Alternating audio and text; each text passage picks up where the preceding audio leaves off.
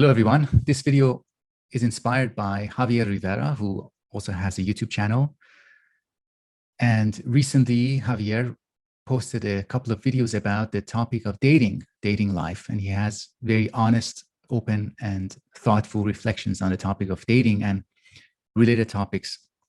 Maybe there are aspects of society and culture that become more visible, more accessible to philosophical reflection or sociological or cultural reflections through the lens of dating, through the perspective of someone who has an active dating life. In his first video, Javier talks about the question of self-image, how people have a self-image and they bring that into their dating life, and also the problem of having things in common with the people that you are interested in dating and developing relationships.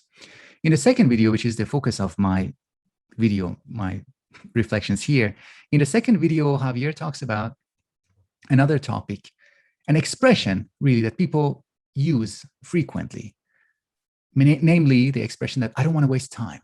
And Javier makes a really good move here. And he says, he asks, do people know what they mean when they say that they don't want to waste time? This is a good move because it enables us to open the discussion, to reflect more deeply with the assumption that maybe we don't fully understand sometimes the meaning, the implication, the significance of our expressions, where our expressions come from, how they are formed.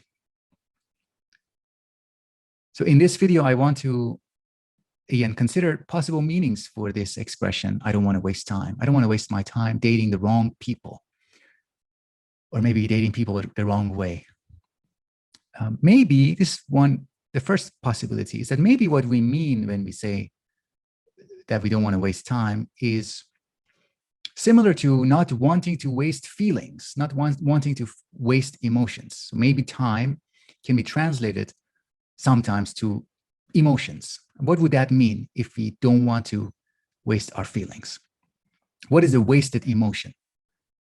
A wasted emotion could be an emotion that is directed at something that is not real, that is not genuine. So an emotion or an emotional experience that is grounded on an illusion. So it is grounded on false beliefs. Now I'm remembering that essay by O.G. Rose, our common friend common with me and Javier. O.G. Rose has a little essay called Truth Organizes Values. We can also extend that to facts organizing emotions. Our emotions are informed and organized by what we take to be the case. So if I take to be the case that this person is my potential romantic partner, then I can develop feelings organized by those facts, by those truths that I hold at the moment. So in that sense, our beliefs kind of support and organize our emotions. And if I find that some of my beliefs were false, were delusional, were based on falsehood, then I might come to feel that my emotions are wasted. Is it similar to a case of a prank, for example, an experience of fear that you come to realize that it was not warranted? So what you were afraid of, if the fear that I experienced was based on an experience that was designed by my friends who were actually pulling a prank on me. Or maybe my experience of fear is induced by watching a horror film. Why is it that we don't experience wasted emotions in those cases, at least to the same extent that we feel wasted emotions in romantic experiences? Is it because it is easier to dissociate fear and worry from ourselves and the rest of our lives? So it is easier to separate an experience of being pranked from what else is going on in my life. But it is not as easy to separate an experience of a romantic experience, romantic emotion or set of emotions from the rest of life, because the person becomes entangled with the experience. It is messier and it implicates the person more deeply, more fully than, say, a fear induced by a prank or a horror film. So we are already getting to an understanding of the difference between romantic experience, dating experience, and emotions experience in other domains. So we have time, we don't want to waste it. We have emotion, we don't want to waste it. If you consider these two concepts, time and emotion, together, it leads us, I believe these two concepts lead us to another related concept, namely narrative. Not wanting to waste time, I think, is really closely associated with not wanting to waste being in the wrong narrative, being in the wrong story. We don't want to invest in the wrong story. What is the wrong story? It is a story that, again, is maybe it has a false element to it. And because romantic stories cannot be sustained by one person, they involve at least participation and cooperation of two people. We don't want to put effort in building a story, a romantic narrative, and later discover that our partner, the person who is in cooperation with us in constructing those stories, is not consistent enough. That other person is not reliable enough, not cooperative enough in the long term for us to feel like this narrative is livable, that we can stay with it, we can stay immersed with it. Okay, so my suggested translations when we think about not wanting to waste time and the notion of wasting time, my suggestion is to link them on the one hand to emotions and feelings, and on the other hand to narratives and investing in narratives. Now let's talk a little bit about implications. What else can we say based on our desire not wanting to, our desire to not waste time, or not waste emotions, not invest in the wrong narratives? I think this expression shows our understanding, our implicit understanding, that we cannot have too many starts. We cannot restart our romantic life too many times, or infinite number of times. There's a limit. So every time we realize that this was the wrong narrative, this was the wrong person, these emotions were misplaced, we have to go back and start over. And because we know that there's a limit to how many times we can go back and start over, we don't want to waste time for that reason.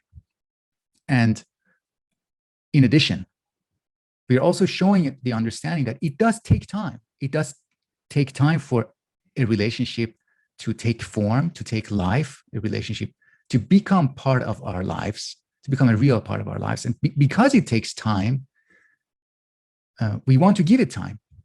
And to give it time, we have to start early enough to have enough time to give. Now, finally, we get to Javier's other point about the paradox. There's a paradox in our desire not to waste time. What is that paradox? If I reformulate Javier's insight, the paradox is, because we are so preoccupied with not wanting to waste time, that preoccupation is carried over into our experiences and our feelings and our investment in our stories. And that preoccupation doesn't allow us to fully immerse, to get into the story, to get invested into the story. And as a consequence, it brings about the very thing that we wanted to avoid. So we end up wasting time because we render ourselves unable to get immersed fully. Why didn't I get into the relationship fully? Why didn't I allow myself to have trust, to fully be immersed, to get fully invested? Because I was afraid of wasting time. So I ended up not giving enough strength, enough life to the relationship. And as a result, the relationship ended up being a waste of time. So that is the paradox, that too much preoccupation with wasting time brings about that very result, that very consequence.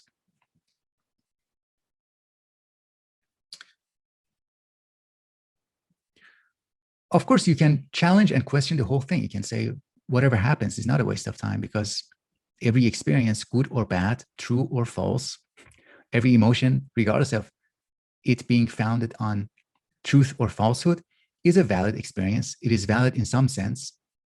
We cannot say that it is false that I experienced love and romance with that person. That doesn't make sense, that way of talking. We can also question the idea that relationships are like theoretical paradigms that must remain separate from each other, that your previous relationship cannot be a part of your current relationship. Just like a paradigm shift in scientific theories or scientific mindsets. If there is a shift in the paradigm, you have to let go of all the previous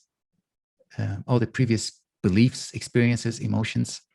Now, if you are willing to let go of that distinction between paradigms, that discontinuity, the total discontinuity between paradigms, then I think we would be at the same time letting go of this feeling of the wasted time, because time passes by anyways.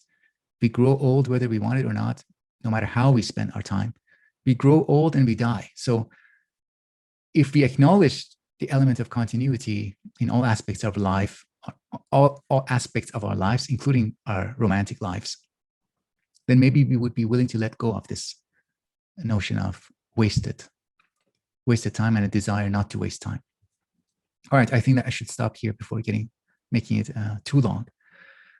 I'm curious to know what you think. I put links to Javier's channel below in the descriptions of the video.